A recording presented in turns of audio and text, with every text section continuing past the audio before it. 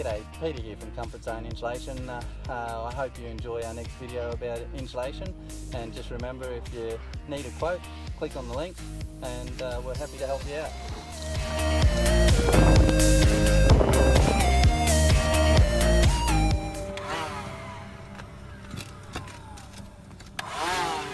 So we're just cleaning up this exposed beam tile roof, and so as you can see, the fluff's actually pumped all the way down the end there and it's coming out through the tiles a little bit. So we'll just clean all of that off, clean the laps. We're blowing it out, and so this is it here now. And so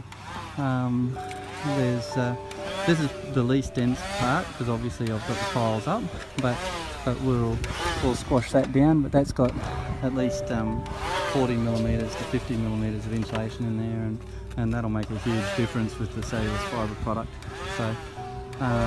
So anyway, so if you've got a exposed beam roof, even if it's a tile roof, we can do something about it, provided the tile itself's in a good condition and well sealed, well painted.